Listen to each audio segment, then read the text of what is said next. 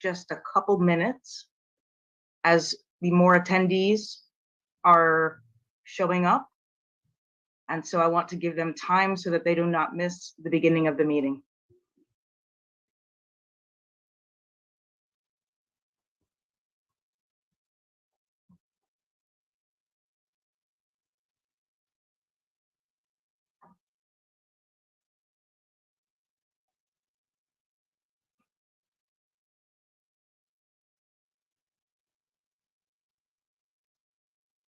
We're just holding for a couple of minutes. Thank you, everybody, for your patience.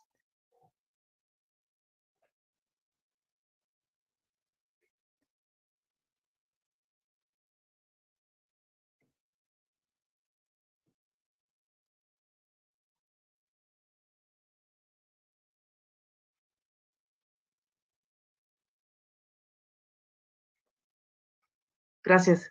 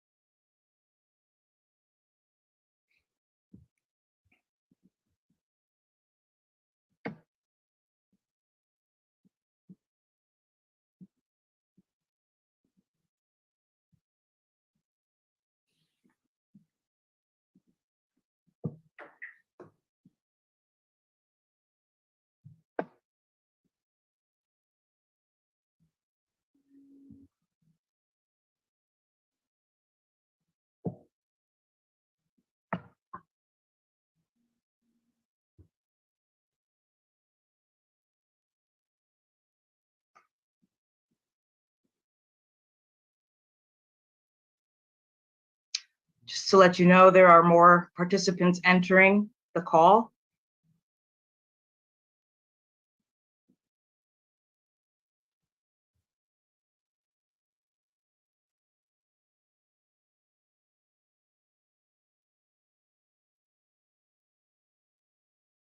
I just saw a question about whether Facebook is live now. Is not yet. Not yet.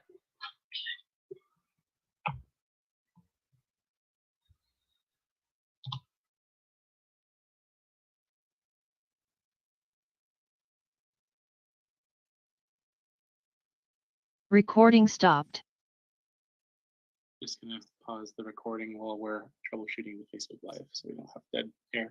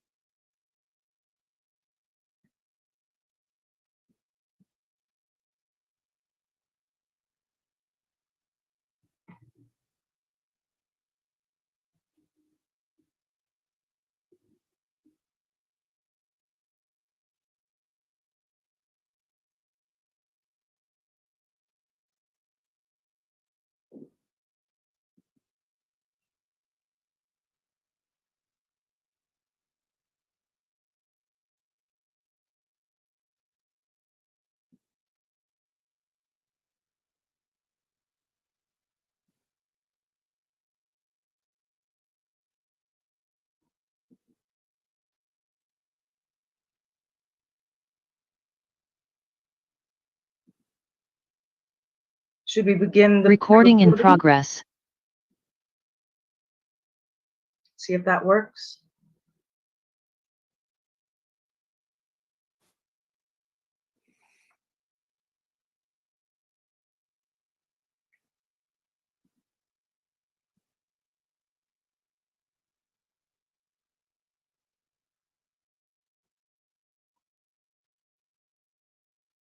Well, I don't want to waste anybody's time. So I think we've held off for as long as possible for participants to join. With everybody's permission, shall we get started? Thank you.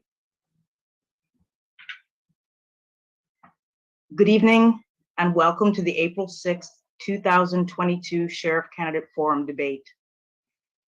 My name is Katrina Phillips. I am the chair of the Sonoma County Commission on Human Rights, and I will be the moderator for this debate.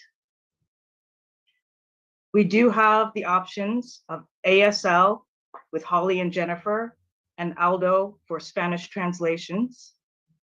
I will go ahead and give the floor to Aldo so that he can communicate how to connect with him. Buenas noches a todos, bienvenidos a la reunión de la Comisión de Derechos Humanos del Condado de Sonoma. El día de hoy vamos a contar con interpretación al español y también al lenguaje de señas. Las personas que deseen interpretación al español, por favor les voy a pedir que busquen en la parte de abajo de su pantalla un globo terráqueo, hacen clic allí y seleccionan el idioma español. Ahí les estaré esperando. Muchas gracias. Thank you.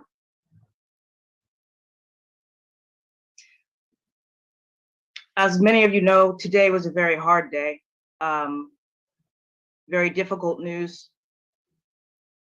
So before we begin, we would like to take a moment of silence for Kevin Burke.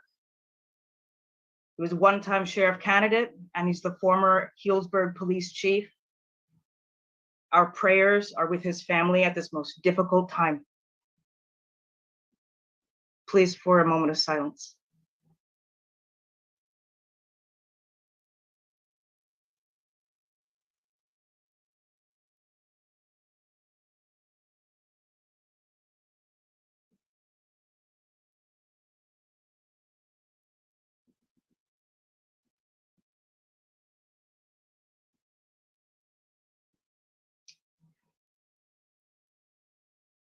Thank you.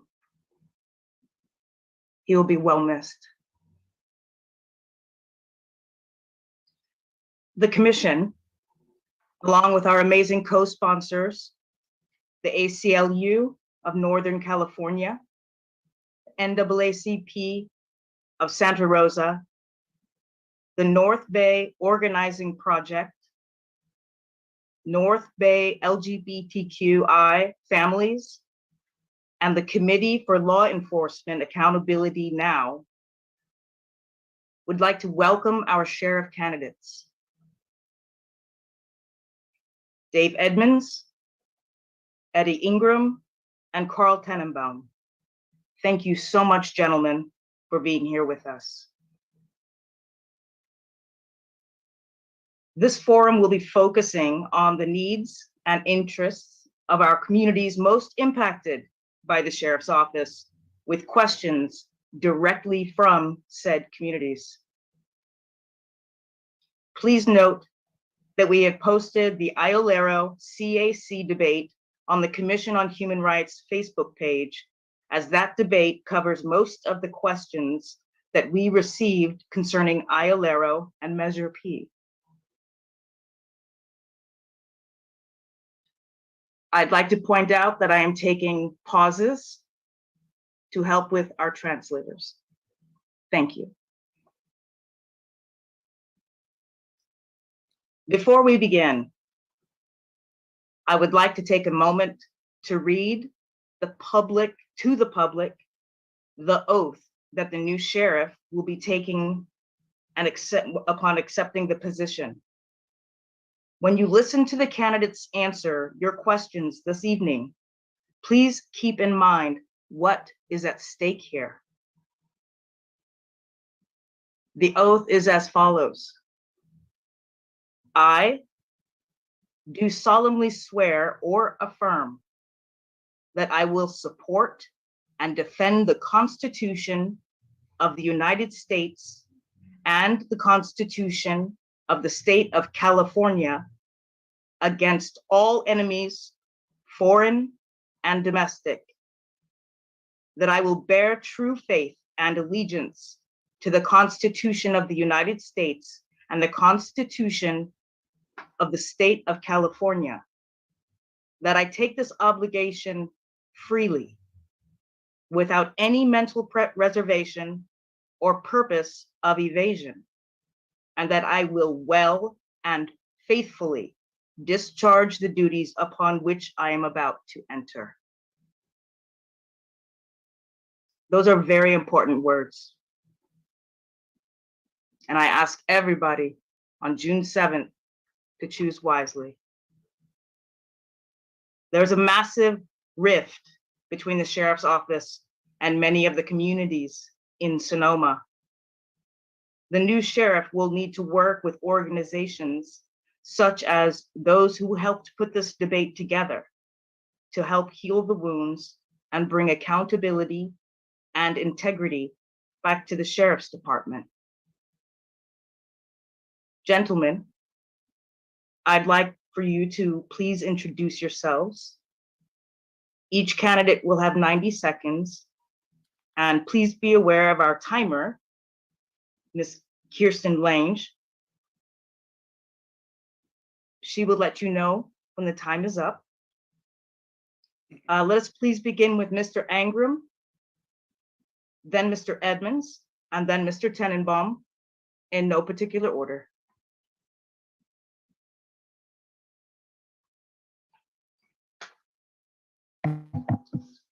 Good evening. Thank you for having me. I'd also like to express my personal condolences to the family and friends of Chief Burke. I worked with him on a few occasions, and I always found him to be an honorable person. And his loss is truly felt by not only the community of Healdsburg, but the law enforcement community as well. I'm Assistant Sheriff Eddie Engram. I've been with the Sheriff's Office for 20 years, 3 years prior with another agency, the San Mateo County Sheriff's Office. Throughout my career, I've worked in various assignments, domestic violence, sexual assault unit on 2 occasions, internal affairs as an investigator, and then internal affairs as the manager. Operations captain, where I managed wildfire response specifically for the Kincaid fire. I'm currently the assistant sheriff overseeing our detention center, the main adult detention facility, as well as the North County detention facility.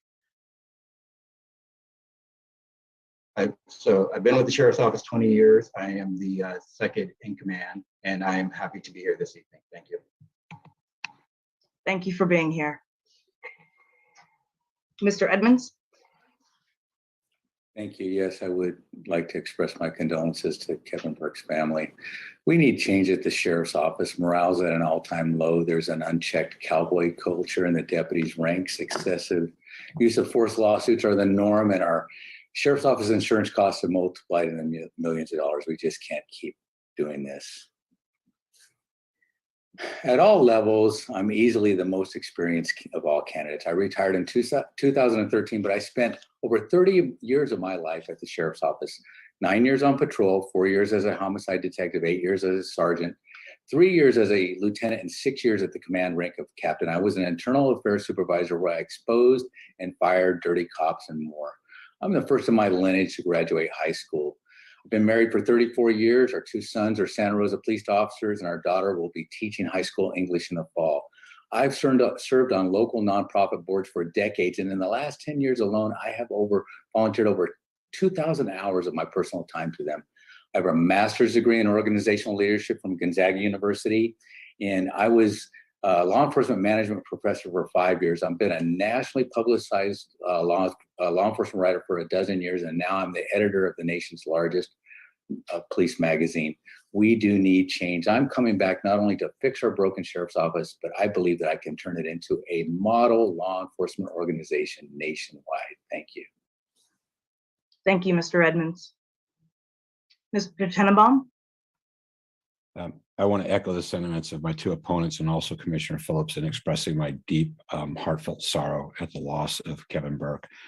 Although we just campaigned together for 4 months, I got to know him very well, and nothing but the highest level of respect. He was a very gentle soul, a very honorable man, and we became close over that period of time. So I share your sentiments, and I express the loss for the entire county and for law enforcement. My background is I'm the outsider. I'm the one, I was born and raised in San Francisco. When I was 22 years old, I went to work as a paramedic on the city ambulances. And for 2 years, I learned how to respond to calls for service from a caretaking standpoint. At the age of 24, I joined the San Francisco Police Department. For the next 32 years, entirely with that one organization, I spent the bulk of my career as a community-based police officer working at the street level. First half of my career, I was a patrol officer, primarily walking foot beats, having a variety of assignments.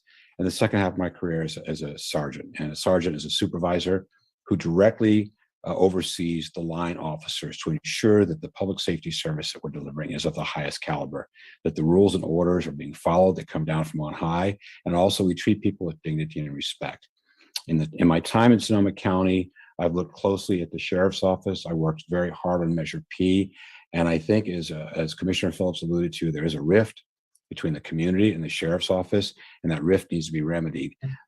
Obviously, the two gentlemen that I'm opposed are from the inside, and that rift has continued, and the bad conduct has continued. And I want to bring a lot of credibility back to the sheriff's office. Thank you. We will now move on to our lightning round. Okay, this consists of 5 questions. Please give only a yes or no answer. And please remember that it was you, the candidates, that specifically asked us for our hardest questions.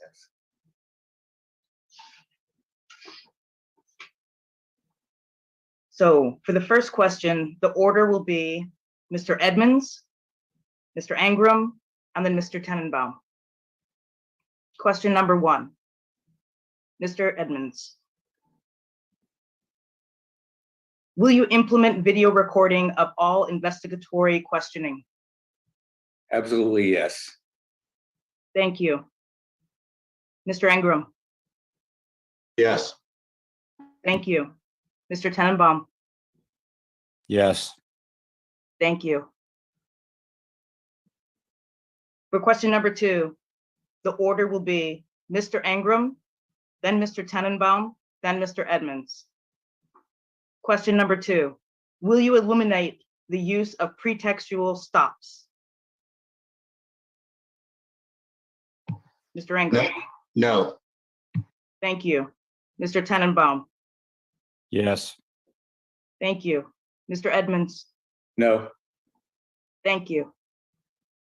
Third question. Order will be Mr. Tennenbaum, Mr. Edmonds, and Mr. Engram.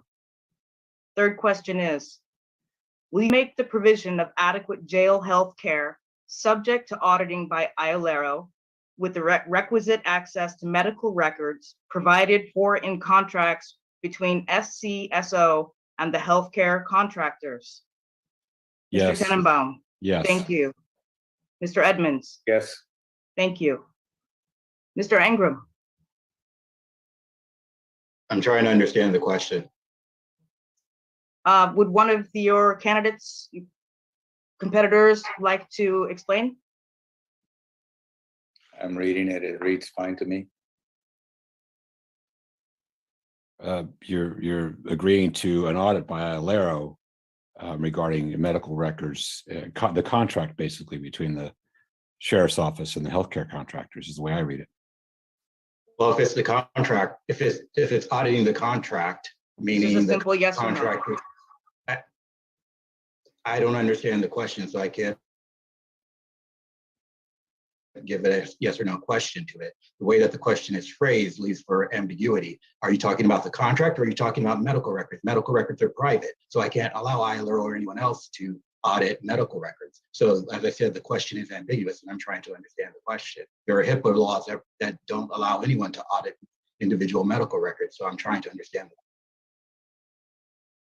It would be between the contracts already involved with the SCSO and the healthcare contractors. So is the question, will I allow Ailero to review the contract by the medical providers? It's a simple yes or no. We can move on. Yes, please. Okay, thank you. The order for question number 4 will be Mr. Edmonds, Mr. Tennenbaum, and Mr. Engram. Question number 4, will you support implementation of community hiring and promotion panels? Yes. Thank you. Mr. Tennenbaum? Yes. Thank you. Mr. Engram? Yes. Thank you. The next order will be Mr. Tennenbaum, Mr. Engram, and Mr. Edmonds. Question number 5. Will you commit to deputy trainings in police community relationships led by credible messengers from disadvantaged communities? Yes. Thank you. Mr. Engram? Yes. Thank you. Mr. Edmonds? Yes. Thank you. All right. Now we're just getting started. Now we're moving on to the long questions. Thank you very much for your short questions. Please note, during this section, you have 2 minutes to answer. The first order will be Mr. Engram, then Mr. Tennenbaum, and then Mr. Edmonds. Question number 1. State law now requires deputies to intervene when they see excessive force by a colleague and to report such force to supervisors. Studies and experience have shown that an active bystander approach to policing and corrections can be very effective in stopping unnecessary force, thus preventing injury and loss of life to both civilians and law enforcement officers. An effective program also shifts the culture of an agency from one where every deputy is considered an island to one where deputies work as a team, helping each other and holding one another accountable. Will you commit to embracing and implementing a robust training program such as ABLE, developed by Christy Lopez, designed to make this approach a reality at the Sheriff's Office? Mr. Engram. Thank you for the question. We have already implemented a policy of the requirement that deputy sheriffs intervene in the unlawful use of force by their counterparts. That policy has been in effect for some time now, and the training has been adjusted to emphasize that requirement of the policy of intervening when someone is using excessive force, and also reporting the use of excessive force when they have intervened. If someone does violate that policy, they will be disciplined. So the policy has been implemented. We are already conducting training in that regard. In addition to that training, we are also implementing a new de-escalation training program, which was just developed by the police officer standards of training. We're in the process of rolling that out to our entire staff. In addition to that, a year ago, we committed to additional de-escalation training within our own quarterly trainings, that our quarterly use of force trainings that occur within our department. And I'd like to point out that the quarterly use of force training is something that is ahead of the post standard. The post standard only requires you to qualify and do use of force training once a year. We do it quarterly, so 4 times a year, emphasizing de-escalation techniques as well as less lethal use of force.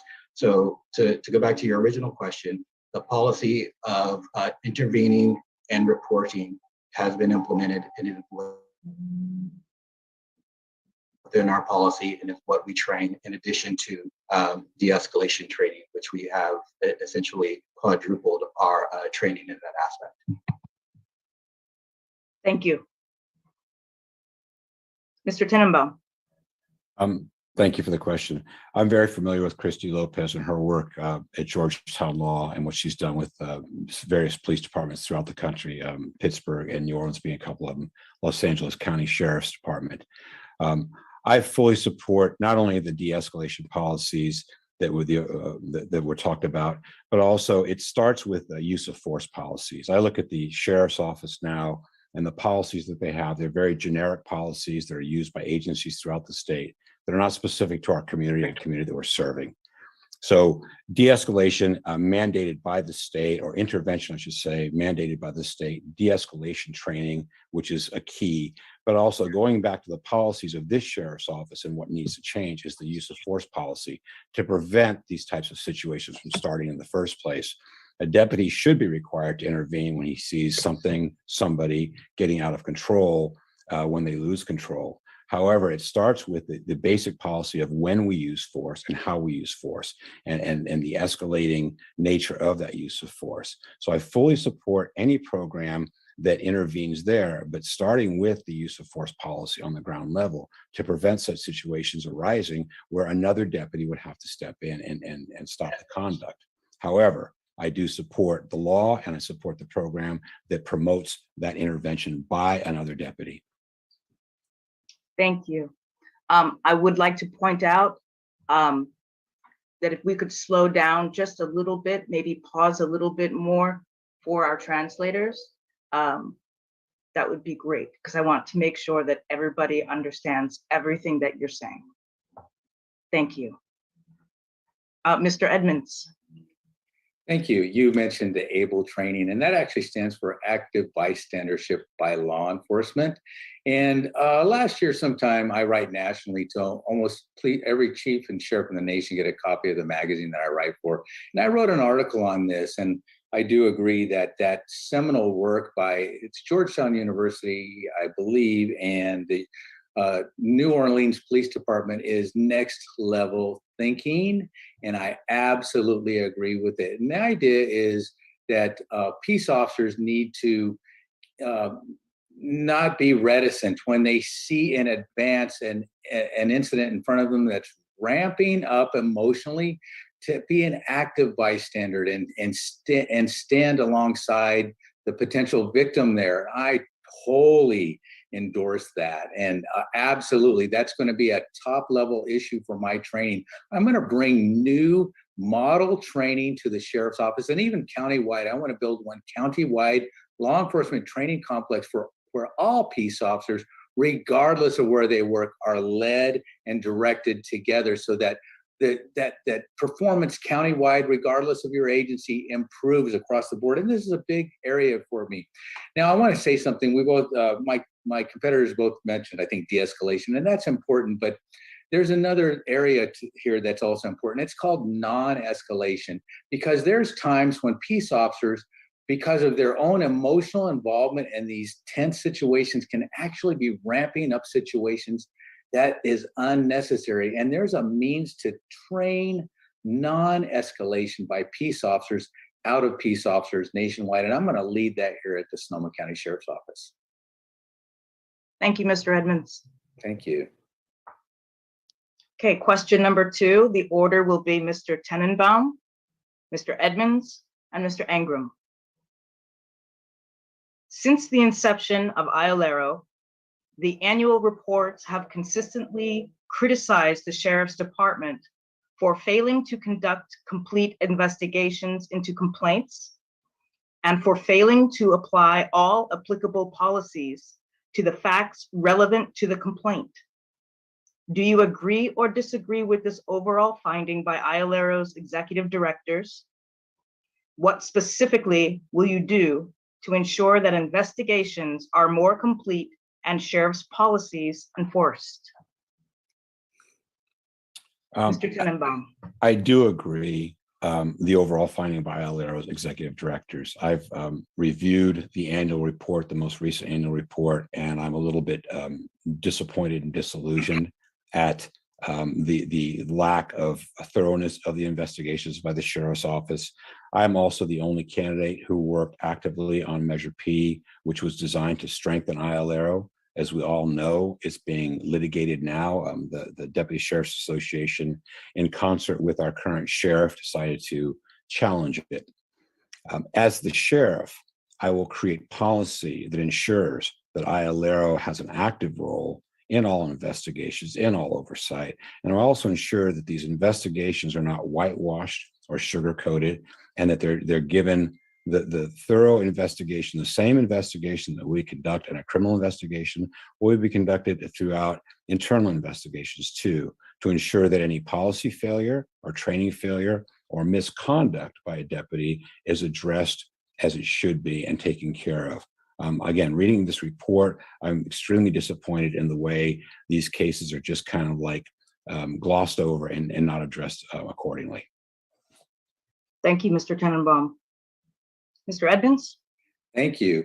And I don't know if they're being glossed over or if it's more of a situation of an incapacity to perform a top level investigation. I was an IA investigator, internal affairs investigation, for a few years. In fact, I was put in there to get a couple of cops who seemed to be coated in Teflon. And by the way, I did. I followed them. I found out about them and I fired these guys. Okay.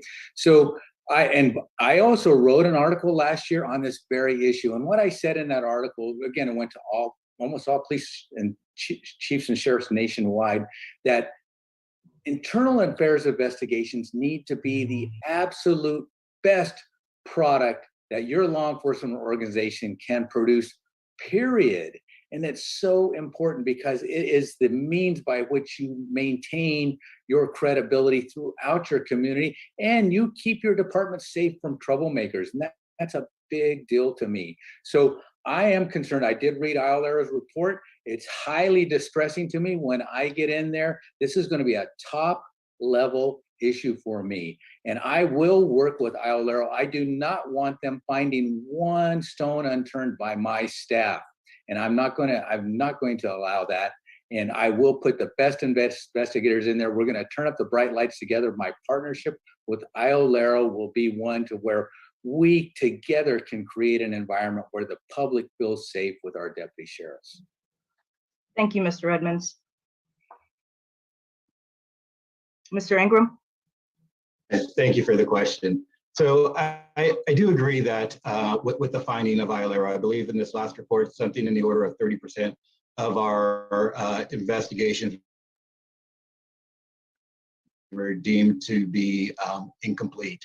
And I really think that to add some context to this, it's a function of history. I was in internal affairs as the person that interacted with Ailero. And initially, we had an operational agreement, which is an agreement between the sheriff's office, the sheriff specifically, and the Ailero director. And under that original operational agreement, there was collaboration between the sheriff's office and Ailero throughout the course of the investigation to ensure that we got those investigations right and they were complete. The flow of work was different then than it is now.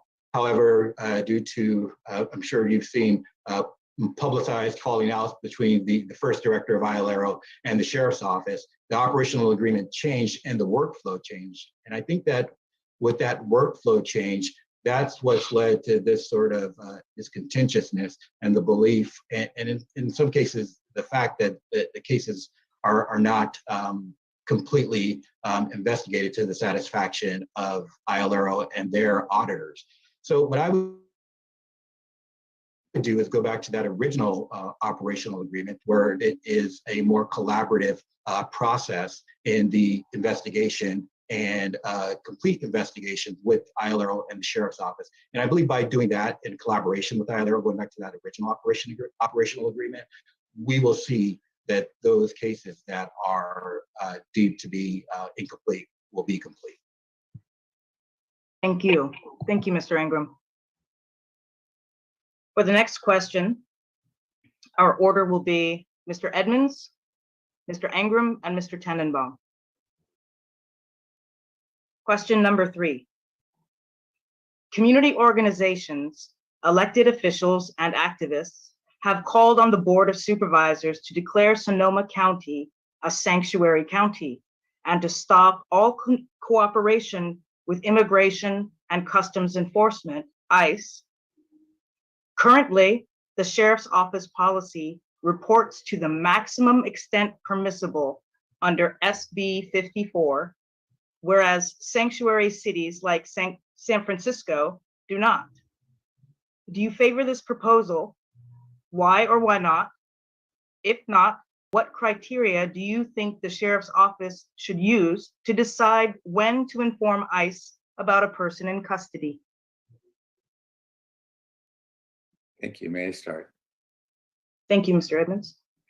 Yeah, so I do not know enough about the sanctuary city issue to be able to ratify that at this moment. I would like to learn more from you. And here's what I do know. I will not break up families, especially for low-level crimes or just accusations of crimes. I have close friends who are undocumented workers. We've broken bread at my house many times. I've broken bread at their house as well.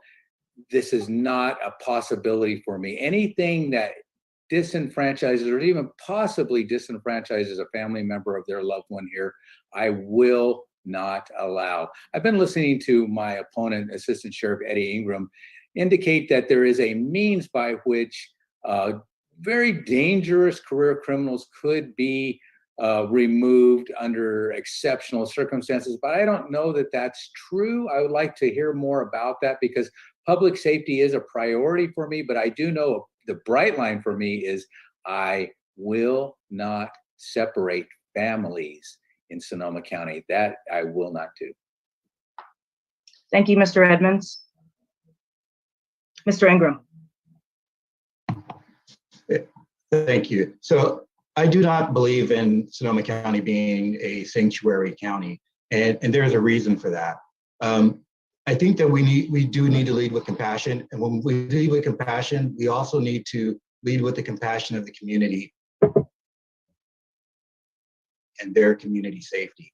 There are some individuals who commit crimes, serious crimes, rapes, child molestations, attempted murders, who are not legal residents of this country. They leave our jail and then they go to prison, and ICE either deports them and then they return to our community, causing further harm, which is why they're back in our detention facility again for ICE notification, or ICE doesn't pick them up. I think that that is dangerous to the members of our community. Having said that, I do believe that there is a fresh review that can be done with our current policy and our current matrix, ensuring that those who commit violent crimes who are not residents, or sorry, are not citizens of this country, can be removed to whichever country they come from.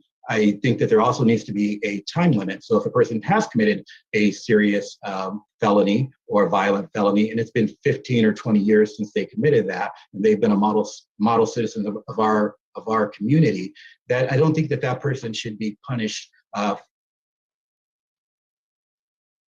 for that. So I don't believe in complete sanctuary. I do believe there's a place that does satisfy community safety and also keeps families together. And that's my opinion. Thank you, Mr. Engram. Okay, for question number 4, the order will be. I think you want me to answer the question too? No. Oh. I apologize. Go right ahead. No, you can skip me over. No. I apologize. Thank you for that pass. The question, as I understand it, is the Board of Supervisors is recommending that there's a non-cooperation sanctuary city mindset in the county, akin to what San Francisco and a lot of other communities do throughout the state of California, primarily California, but throughout the country. And the way I understand the question is, would I agree to or sign off on that? I look at myself as one of just a handful of elected officials, and it's incumbent upon me to work closely with the elected representatives of this county who represent the people in this county. And there, as representatives, they come up what I would consider to be the best practices and the best ideas for the residents of this county. Due process of the law is something that we're all assured of. When a person is taken into custody and charged with a crime, the criminal aspect is what, as a law enforcement officer, I'm primarily concerned with. And when that person goes through the process, whether they're convicted or exonerated or released, their status in this country, whether they're documented or undocumented, is not for me to determine. I think we've just lived through 4.5 or 5 years of fear mongering, demonizing immigrants that are in this country, documented or undocumented, who contribute to the betterment of our country and our county. So I would not be inclined to, I will not cooperate with ICE, and I will support whatever idea or policy the Sonoma County supervisors come up with. And if it's to be a sanctuary county, I will fully embrace that. Thank you, Mr. Tennenbaum. And again, I apologize. For our next question, the order will be Mr. Engram, Mr. Tennenbaum, and Mr. Edmonds. Question number 4. Queer communities and Latinx communities are often left out of disaster planning. We often have to create space for ourselves, especially during climate disorders and disasters, and are often vulnerable because of intersecting factors like poverty, incarceration, homelessness, immigration status, and discrimination. What is one policy recommendation on how the Sheriff's Office can make disaster preparation inclusive and safe for LGBTQI and Latinx communities? And will officers properly implement Policy 335 in encounters with residents who have limited English proficiency?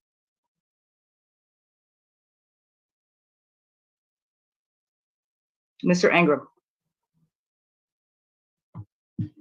Sorry, I'm having video issues here. I'm trying to resolve.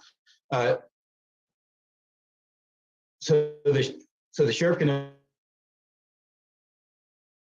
implement a policy.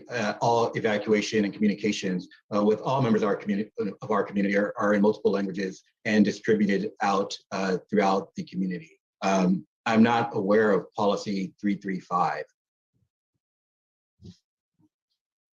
Okay, thank you. Mr. Tennenbaum? I believe the first step in addressing any community that's not being recognized or safeguarded with the rest of our Sonoma County community is to have a liaison officer or a liaison person assigned to the sheriff's office, whether it's a voluntary position or it's a paid position coming out of the sheriff's budget.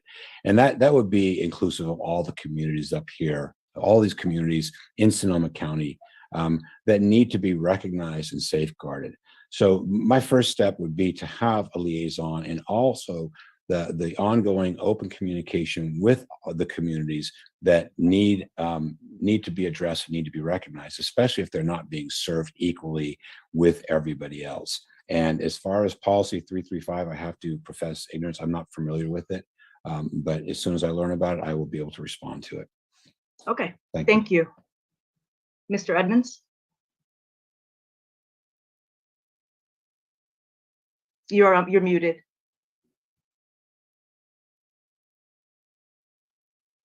I don't know how that happened. I don't believe I did that.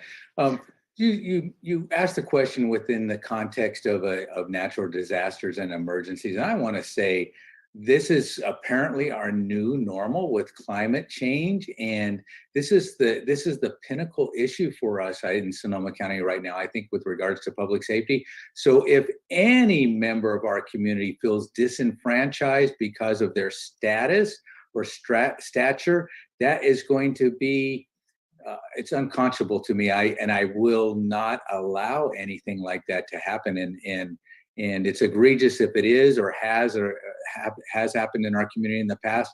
That ends with me, period. So however I can be an emissary to these communities so that they understand completely their safety is my most vital concern, and whatever status they are or not, they are human beings. That's time. In my community, and I will protect them indeed.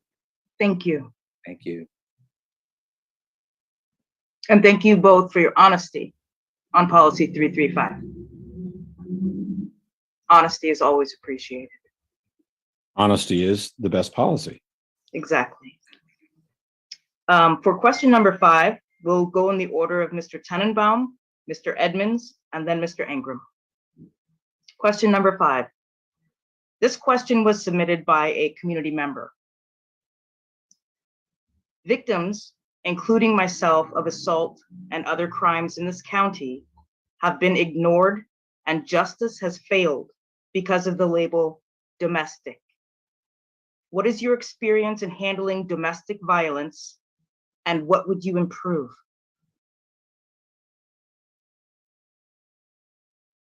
Mr. Tennenbaum. My career in law enforcement was spent primarily in the community on the street level. As a frontline responder for 15 years in a very dense urban environment, I handled a multitude of domestic violence cases.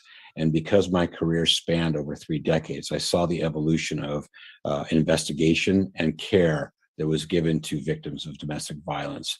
As a sergeant, my role was elevated to ensure that the officers working for me also took extra care in dealing with domestic violence situations. I'm very proud of what law enforcement is doing in this state. There's a state agency that regulates it, but I know that there's a lot of work to be done. And the most important thing we do is, number one, do a very thorough investigation, make sure the district attorney has all the elements of the crime and the evidence they need to prosecute thoroughly and to make sure that justice is served. But in addition to that, and just as important, is ensuring that the victims of domestic violence have a sanctuary, a safe haven, have the resources that are available to them to ensure that they can avoid being victims again, and also to help them get away from situations that are often repetitive in nature. So that's my experience, and that would be my solution. It'd also be ongoing training, cross-training with the domestic violence care providers and the members of the sheriff's office. Thank you, Mr. Tennenbaum. Mr. Edmonds. Yeah, thank you. So my experience was in the early 90s. I was in the violent crimes unit, which at that time was also the sexual assault and domestic violence unit. It was all in one. And I actually had some authorship in the original policies as they were relating to domestic violence issues and enforcement, which was burgeoning at that time. So that was my original experience with this. And I think that Sonoma County with the Family Justice Center has come light years ahead of a lot of communities, and the value of that as a resource in our community is really important to me. But I want to also say that law enforcement can sometimes get things wrong, and the questioner had suggested that indeed with them that happened. This can happen in law enforcement occasionally, and what I would say to him or her and anybody else, when you feel like you've been treated unfairly by the criminal justice system or even a peace officer, you do please contact the next level supervisor so that we in management and supervisory staff can know about it and attend to your need. That's an important thing that a lot of people don't recognize and understand, that they have the opportunity to move things up the ladder when they're not satisfied, and I want to make that more public. Thank you, Mr. Edmonds. Mr. Engram. Thank you. Domestic violence is something that is near and dear to my heart based on my own personal experiences as a child. I've spent 3 different rotations in our domestic violence unit. 3-year rotation, then I rotated out to patrol, and then I went back to the domestic violence unit before I was promoted to sergeant. That commitment to victims of domestic violence and sexual assault and human trafficking is something that is carried on with me. And I sit on the board of Verity, which advocates for survivors of domestic violence, sexual assault, and human trafficking. So it is something that I take very seriously. It is something that I advocate for. It is something, as sheriff, I will ensure that all of my deputies are adhering to our policy and offering compassion and services and law enforcement for victims of. Thank you, Mr. Engram. Final question. And this will go in the order of Mr. Edmonds, Mr. Engram, and Mr. Tennenbaum. Given the inhumane conditions of displacement, also known as turfing among LE, what alternatives would you consider the constant movement within encampments? There are no policies, no legislation, no protocol for the safety of any unsheltered people. There is only protocol for harm. How would you fix this problem? Thank you. I've never heard of the term, I think you said turfing in law enforcement. I'm guessing that that is moving homeless populations from one area to another. And under that presumption, what I would like to say is that the homelessness issue is something that's near and dear to my heart. I was involved in homelessness issues in the Russian River area in the 80s when I was a deputy sheriff here. And actually, for the last dozen years, I've been on the board of directors for one of Sonoma County's most successful homelessness nonprofit organizations in the county, the Redwood Gospel Mission. And I have seen how helping this homeless population is really about caring and nurturing, but also with a level of accountability. And the homeless population, in my opinion, doesn't feel like they're a member of our community because we don't treat them like that. And I think that that's what we want to do. I want to create a situation where law enforcement officers can create positive contacts daily and regularly with our homeless population. I told you my two sons are Santa Rosa police officers, and they tell me right now that so many of their calls are negative based with regards to the homeless population. And that's not a good way to start a contact.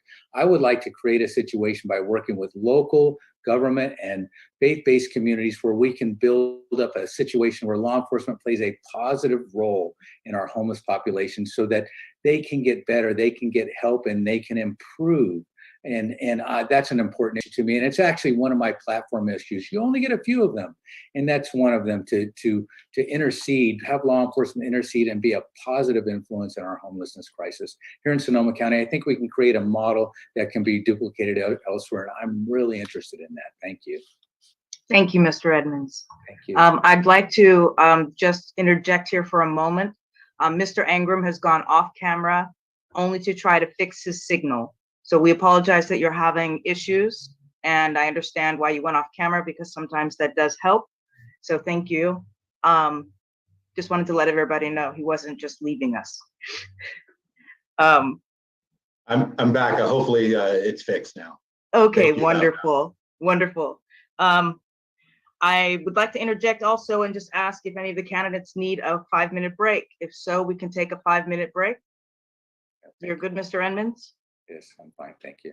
Okay, wonderful. Let's keep going. This is our section where it is candidate to candidate. So Madam, each of you, pardon? there was a question on homelessness that I Yes, answered. everyone else needs to answer. Oh, I'm sorry. Got all excited. Mr. Engram, I apologize. Go ahead. Okay. Homelessness is a real concern for our county. And I think that turfing is really the wrong way to deal with it. You know, we had that issue with Joe Rodota Trail, and 2 weeks later, there was another encampment. So county governments, and I don't think that homelessness isn't a crime. So this is not an issue for law enforcement to be involved in. We can assist. We can certainly deal with criminality of individuals in homeless encampments, but homelessness is not a crime. There needs to be a countywide embracing of what the issue is and a true way to resolve it. I think the underlying issues of homelessness are driven by mental health and addiction, and there needs to be a greater focus on those issues to help deal with our homeless situation. It doesn't do any community any good to move unsheltered individuals from one field to another field, from one bridge to another bridge. It is not solving the underlying issue. It is not solving the problem of homelessness. And I will work with the community partners that we have who are very effective when we have a large encampment, but we need to keep those groups together and not just have them when we have a large encampment and then they disband and then we build them back up again when we have an issue. Those groups need to stay together to continue to work on the issue. And I'm committed to working on that issue with other community partners. Thank you. Thank you, Mr. Engram. Mr. Tennenbaum. Recognizing that homelessness is a crisis in this country due to a lot of social factors is the key to getting started in the right direction. Recognizing the wealth gap and the social issues that have affected people. There's been not a lot of talk today about natural disasters up in this area, which have displaced a large number of people. We all are aware of the fact that there are mental health issues, that there are drug issues, and it's correct. It is not a crime to be homeless. Part of the question was framed in the sense that there are no policies. And again, I'm going to double back to policy. The sheriff's office needs to have a very robust and very clear and concise policy on how we deal with homeless people. I also have an aversion to using the term homeless repeatedly because unlike some of my opponents, I don't sit on a board anywhere and pass legislation or rules. Every week for the past year, I've been going out in Sonoma County and visiting the homeless encampments, taking food to some of them, and recognizing that these are human beings, and these are human beings in crisis, and these are human beings that need help. As a sheriff, I will ensure that my agency, that me and my line deputies are working closely with the multitude of homeless outreach organizations in this county to comply with the law, making sure that if we are to be involved in helping to relocate somebody, it's done with care and compassion and done and non-punitively. And obviously public safety is the key, enforcing the law is the key, but more importantly, treating people humanely and understanding that they need a place to stay, and just displacing them, it serves no purpose. So it would be my policy, have a very clear policy on how we deal with the homeless situation, and then working very closely with all the agencies and all the elected officials to come up with meaningful and long-term solutions to the homeless problem. Thank you. Thank you, Mr. Tannenbaum. Okay, now we're moving on to the candidate to candidate. Gentlemen, at this point in the forum, each of you will get to take 2 questions each from both of your competitors. So who would like to go first? And please note, you will get 2 minutes per answer. I'd like a volunteer. Mr. Engram. Okay, my first question is to Mr. Edmonds. Several times throughout this campaign, including tonight, you have discussed building a public safety training facility for multi-agency use. Given our community's need for mental health and substance abuse treatment, as well as homelessness services, how can you justify using limited county funding for a new training facility or program for police officers when so many in our community need those limited resources? That's an easy question. Thank you for that. Training is the most important thing that we can give our staff.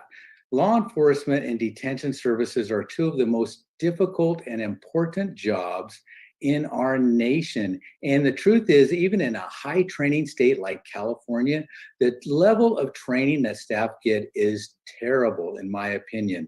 And there are staff members who go to the extra effort to pay for their own training. I did that for many years, and you can look at my resume to understand that. We need to give our staff members the best possible training, because once we do that, this most important role of public safety in our communities that law enforcement is providing will improve greatly. If we truly believe in something, we can tell what we believe in by how we value it, and we can tell how we value it by how we fund it. I will work with the Board of Supervisors to appropriately fund that training complex so that law enforcement officers countywide can be trained together and better. And I think that this approach will take off even beyond here. I think that we can build a model where other communities will accept and endorse. This is a great front-loaded investment. We need to invest up front in these things, which will allow better performance in this most critical area of law enforcement. We see that that is an issue that is in our newspapers, front pages of newspapers, and our news media all the time because of our underperformance there. That's going to end here in Sonoma County with me, and we're going to do it by giving our staff the positive, best training that we can give them. Thank you for the question. Would you like to continue, Mr. Engram, or would you like to choose somebody else to make a question? I'm sorry, I didn't know the order. No. You can go, you can do your second question now if you like. Okay, so for Mr. Edmonds or for Mr. Tannenbaum, which order would you like me to go in? You can go ahead with Mr. Tennenbaum. Okay. Mr. Tannenbaum, your experience as an officer in San Francisco is appropriate for someone who wants to be a member of the San Francisco Police Department. With no county experience, no administrative experience, no detention experience, no wildfire response or cross-jurisdictional collaboration experience, and with no experience leading any office, much less an office as large as the sheriff's office, why do you think that you would make a better sheriff than I would? Thanks for the question, Eddie. And Eddie and I can call each other by first names because we're on that level. I'm gonna push back on something. You said no county experience. I happen to have the unique experience of working in a city and a county, city and county of San Francisco. So I do have county experience, and it's the place that I was born and raised. The points that you make about not running a large organization or not running a detention facility, I haven't done that on the macro level, but I've done it on the micro level. You know, being the platoon commander at a station where we're responsible for bringing people in, detaining them for crimes, and ensuring all the same things that you do at the jail up here. And that's making sure that their property is secured, that their health is secured, and that we prepare them to go down and to be arraigned. So I do have experience there. I think the distinction between you and I've pointed this out before, there's a lot of talk about management, and I respect management, but I also know that I've worked for bad managers. Managers are, you know, they promote up, they take a test, and they become theoretical cops. Whereas the majority of my career was spent in the community, working with the community, again, as a frontline officer, and then as a patrol sergeant supervising officers. And as I said earlier, California has a state agency that regulates all cops and deputies. You and I are certified by California Post, so there's no distinction there. And you and I could go to work. You could go to San Francisco right now and do the same job that you're doing up here in Sonoma County without the blink of an eye. It's a different type of policing, maybe rural versus urban, but the bottom line is the laws are the same, the codes are the same, the enforcement's the same. And I always come back to treating the community with dignity and respect. It's kind of like a smile, it's universal. So that's what makes me qualified. And I also feel that I have a natural leadership ability that's lacking with a lot of other candidates. So there's my answer. And thank you for the question, Eddie. Thank you both. Mr. Engram, why don't you go ahead and choose the next person? Okay, it's for Mr. Edmonds. You speak repeatedly about your resume. Can we ask any questions? I just want to be clear. Yeah, they changed the format today, so it's two questions. Two to each candidate? Yeah. Correct. Yeah, it was an email that came out earlier today. I missed it. Okay. Yeah. You speak repeatedly about your resume, but can I ask you, how much of the last 10 years has your resume been in uniform? Do you think law enforcement needs and requirements have changed over the past decade that you've been away from the sheriff's office? Yeah, thank you for the question. As you know, I cleared out my locker in 2017, which was, 4.5 years ago, I think. And that's because I stuck around for a while and did some background investigations and things like that. But the truth is that the assistant sheriff at the time, I told him, because of what had happened with the Andy Lopez case and my experience in working major investigations and leading major investigations in the cataclysmic performance of the Sonoma County Sheriff's Office during the Andy Lopez investigation and follow-up of that case, I told him that I would be interested and willing to stick around in case they get another egregious event that I could help them with, and he said yes to that. So that's why I stuck around. So I am considered a nationally respected expert in police professionalism and culture. I've been writing about this for years, and I have a strong following. Almost every law enforcement chief and sheriff in the nation, that's 18,000 of them, get a copy of American Police Beat magazine, which I am the content director and editor of. I have over 50 law enforcement writers, some of the best professionals in the nation that write for me. I edit their product and we send it out nationwide. Almost every police officer in the nation knows American Police Beat magazine. It's the #1 law enforcement magazine in the nation. I've been deeply involved. I've stayed deeply involved in law enforcement, and I'm considered an expert in many areas. Thank you for the question. Thank you. All right, Carl, here's your last question. If you weren't running for sheriff, which candidate would you vote for and why? Wow. That's a really good question. Let me say, thank you for the question. That's a really good question. Boy, props to you. If I weren't running, who would I vote for? Well, Eddie, I think that's a layup. I would be voting for Eddie Engram. He would be my choice. And I think it's because Eddie has the polish and the demeanor, the discipline, the professionalism. On the campaign trail, I feel like we've gotten to know each other very well. And I'd like to say we've developed mutual respect, although I can only speak to my side. But yeah, that's it. I just think that you've dedicated the past 20 years, and you like our other opponents said, you've had a meteoric rise, but that didn't happen by mistake. It's you've earned your stripes, as they say. So you would get my vote. All right. Who would like to ask questions next? Mr. Edmonds, Mr. Tennenbaum?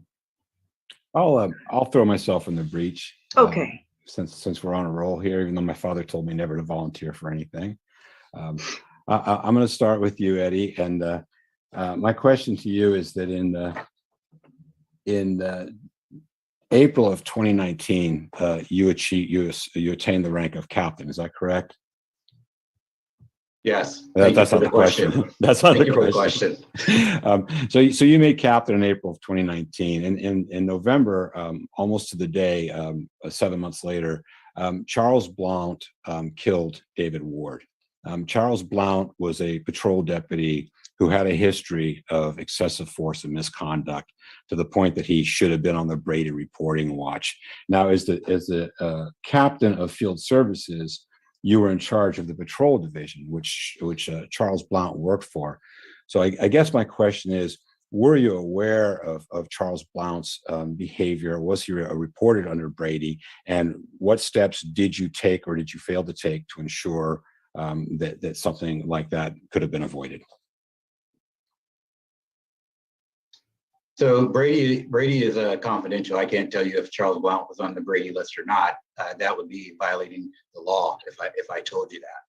And I can't tell you anything else about his history either, because that would also be violating the law. So you kind of put me in a box, Carl, because I don't really want to go to jail or lose my job. But in the aftermath of that, I think that we absolutely did the right thing. An investigation was immediately opened in conjunction with the Santa Rosa Police Department. Within 30 days of that incident, the recommendation was made for Mr. Blount to be terminated from our office. And I do believe that was the correct action and the correct result.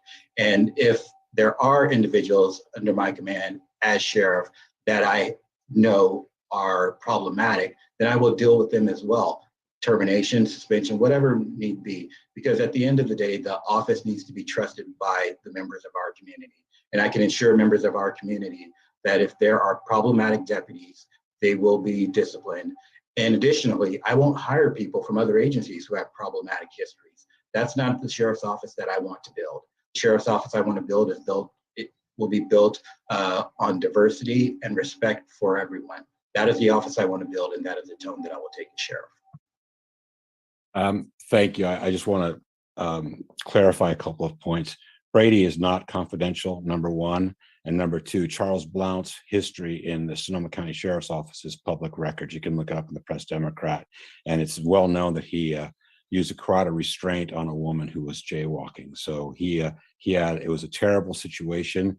I respect that due process in his jury trial was conducted. However, I've watched the body camera video and it's horrible what happened there. Carl, I'll have to Okay. disagree with Carl. I'll have to disagree with I you. think on that for a we moment. accidentally got into a debate there. Oh, sorry. Just So answering I a just- question.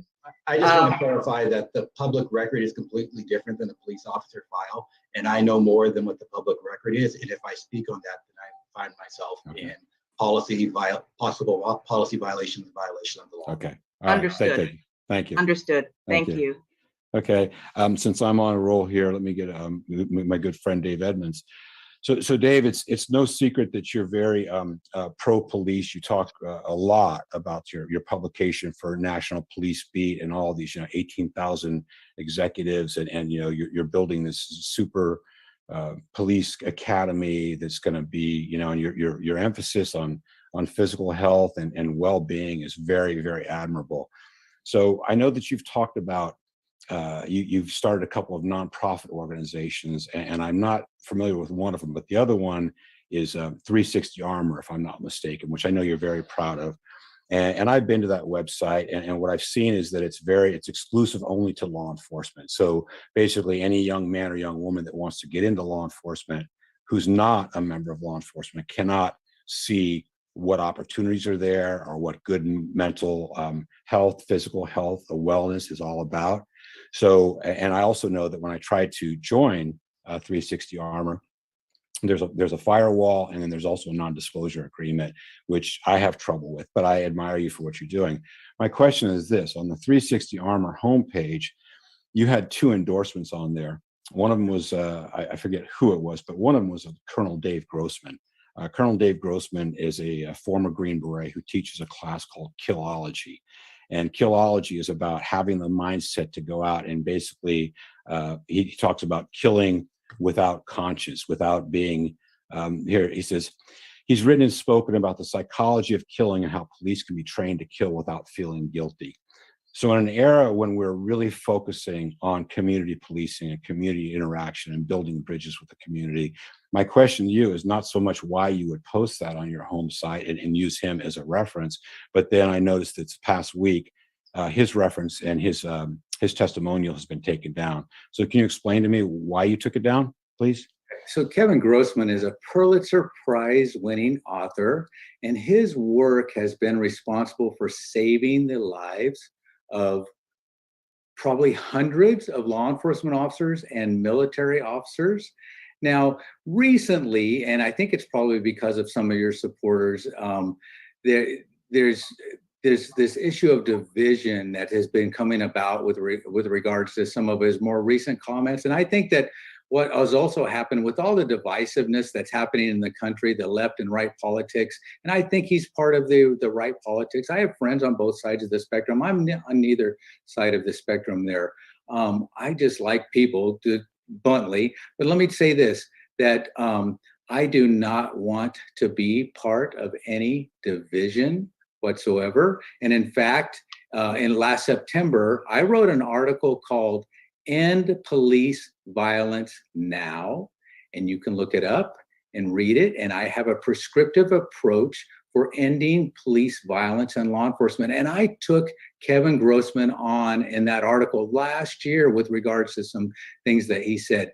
Again, I don't want to be a person who endorses any sort of divisiveness at all. That's not what I want. I want to bring people together.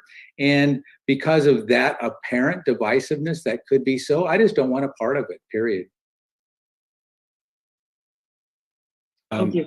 Thank you. And I don't want to debate it, but it's not Kevin Grossman, it's Dave Grossman, and he was nominated for a Pulitzer Prize. He never. Yeah, I'm sorry, it's Dave, Okay. Dave Grossman. Okay. So back to you, Eddie. Next question is, you've talked about your management skill and your management chops, and at the debates you talk often about taking over the adult detention facility during COVID and how you really managed it well.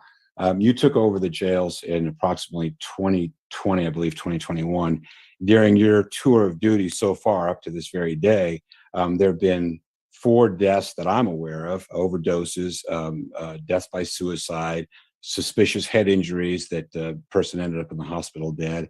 And then there's also the issue of smuggling drugs in. So if the issue is my lack of management of a jail facility, my question is, how do you qualify your management of the current jail with, again, at least 4 deaths that we know of, and also the missing videotape that just happened to be of a critical time lapse when somebody was in their cell killing themselves?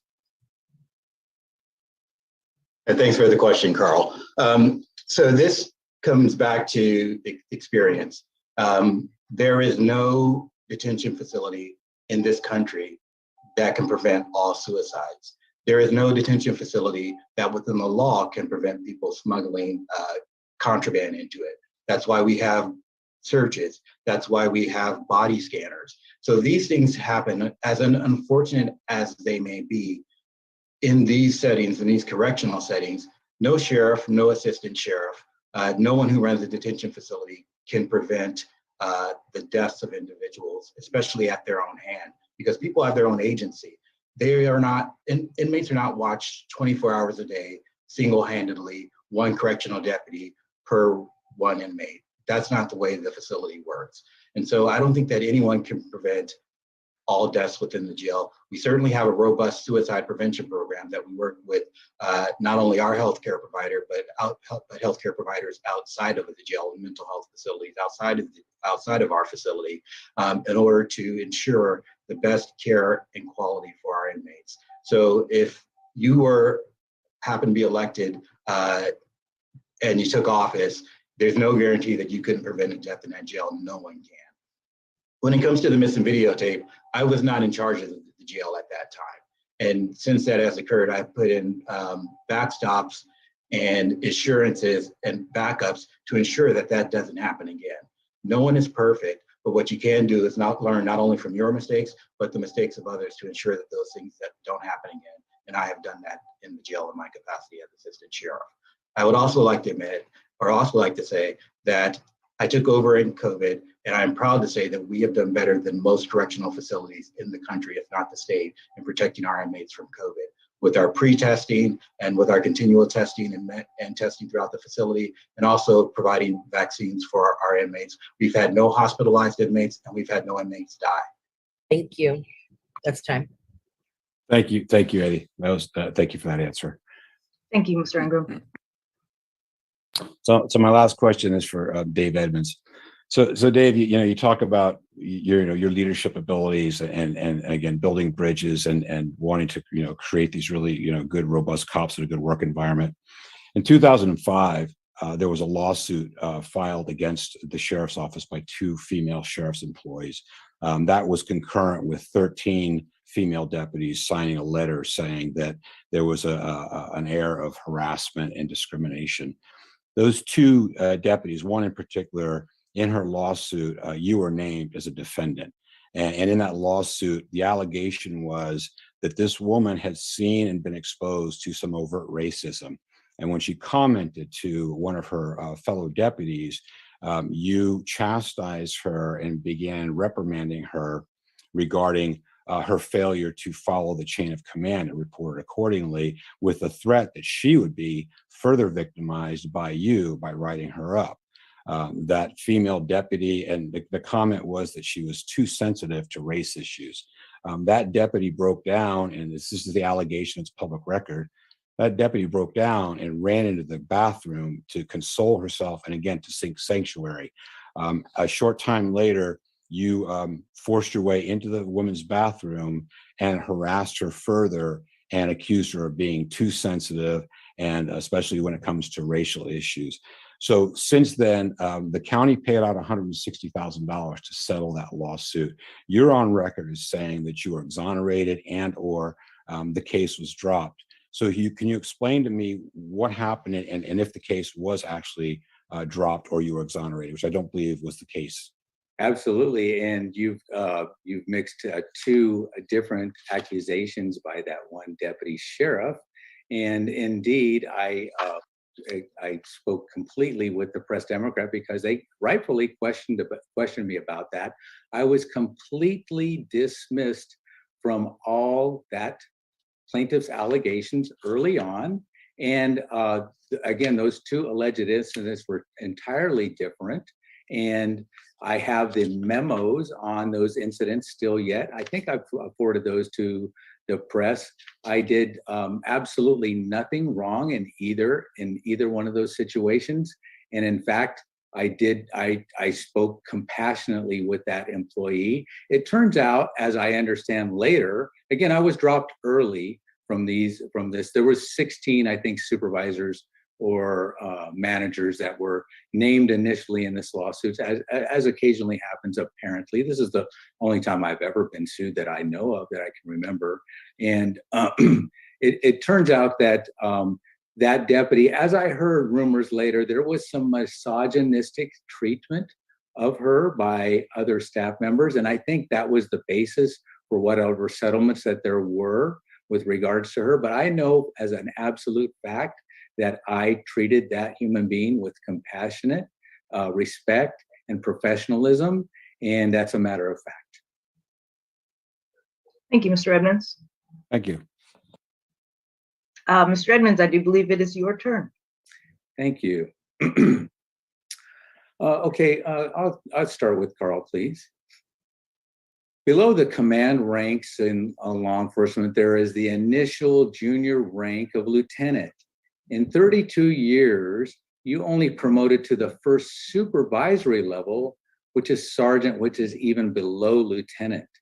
The San Francisco Police Department probably has about 200 lieutenants, but you never advanced to even that junior rank. I'd like to know, how many times did you try to promote to lieutenant? And if you never did, but hoped one day to lead far above that level, shouldn't you have tried? Thank you for the question, Dave. To be quite honest with you, I took promotional exams twice to be lieutenants, and both times I placed on the list. We had quite a large list, and both of those times, because in San Francisco, with affirmative action and fair and equal treatment of all parties, we went by what was called a rule of the list at the time. So they would bounce around based on different criteria, and one of the criteria being race. It would be considered in promotion. So on two separate lists on two different occasions, I did not get promoted because other people that were just as qualified but filled a certain criteria, whether it was race, gender, LGBTQ identification, they got the job instead of me. There were lawsuits filed by other candidates who didn't get promoted. I chose not to be a part of the lawsuit because I recognized the need to diversify the organization that I worked for. And I also recognized that my skill set and my desire was to be in the community, on the streets, working with the other officers. And as I alluded to earlier, and I know that you really make a real big emphasis about management, and you've got the ranks broken down to a degree that I was not aware of. Once you leave the rank of sergeant, you know this, you become part of the management team, whether it's junior management or upper management or executive management, and you become a theoretical police officer. You become a theoretical deputy. And what you do from that point forward is all from behind a desk looking at a book. And that's just not the type of cop that I was. I embraced being a part of the community that I grew up in, the community that I lived in until I retired. And now I'm a member of this community. I'm a proud Sonoman, and I want to bring my pride and my community-based chops into the sheriff's office so we can resolve the rift that we have for the community that we serve. So you're absolutely 100% correct. I know this comes up often in your speeches, and I embrace the fact that I was a sergeant. I love, if you want to be quite honest, you know that the sergeant is the best job in the department. So that was my choice after 2 tries, and I didn't fail, but I was passed over and took it very gleefully. So thank you. Thank you. May I continue?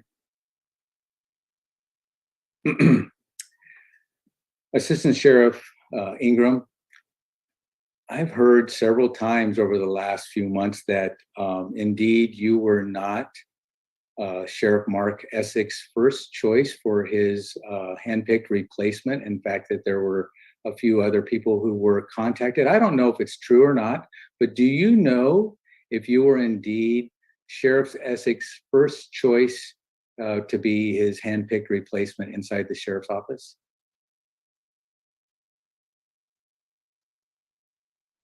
I'll say that I'm no one's handpicked choice to run for sheriff. You can't handpick the sheriff. The people of Sonoma County, Dave, they elect the sheriff.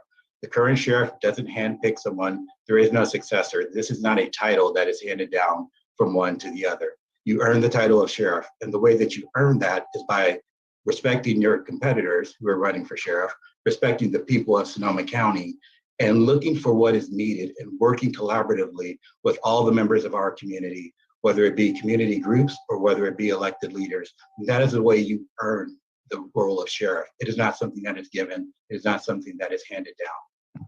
True, but you told me he asked you to be sheriff. I never told you that, Dave. You did at Carla Clay's event. You did. Indeed. Okay. It's question answer. Thank you. Thank you. Okay, I think I'm still going, right? Is that true? Correct. Carl, could you please tell me your history with excessive use of force in your history in law enforcement, or allegations of excessive use of force? Please inform me about that. It's interesting you should ask, because these questions and rumors and allegations of misconduct that are swirling around in what's turning out to be a little bit of a dirty campaigning, and I can't specifically point out which camp it is. I am actually scheduled to go down and get my personnel records this week, as well as to review all of my disciplinary records.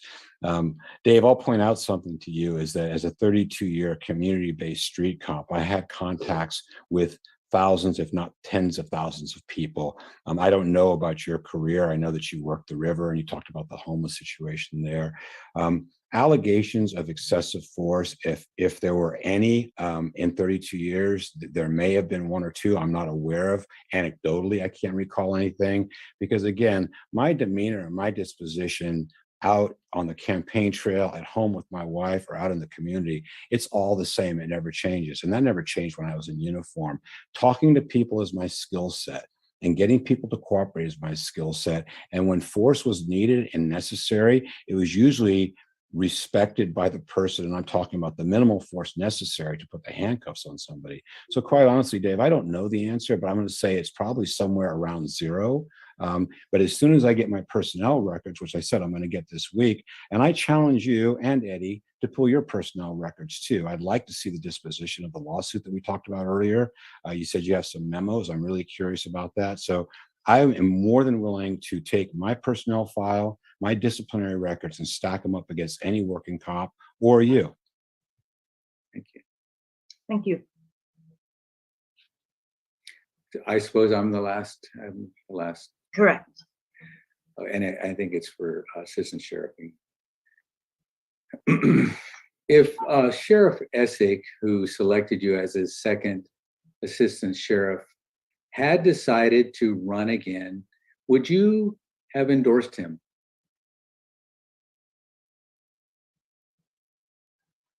Yes, I would have. Thank you.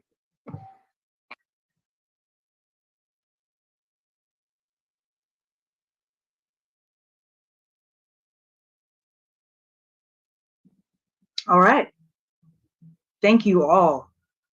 And I really enjoyed the questions you gave each other. I appreciate your honesty. I appreciate your answering the questions that the public had for you. So I thank you, candidates and members of the public, for joining us this evening. We hope this forum has been informative and eye-opening. A gigantic thank you to our co-sponsors, ACLU of Northern California, NAACP of Santa Rosa, NBOP, LGBTQI families, and CLEAN, and everyone who helped putting this together. We could not have done this without you. This has been a true demonstration of community. I appreciate you all. Thank you and good night. Thank you very much, Commissioner Phillips, and all the commissioners, and to my two opponents. It's been a pleasure. Thank you. I look forward to speaking to you all soon. Thank you.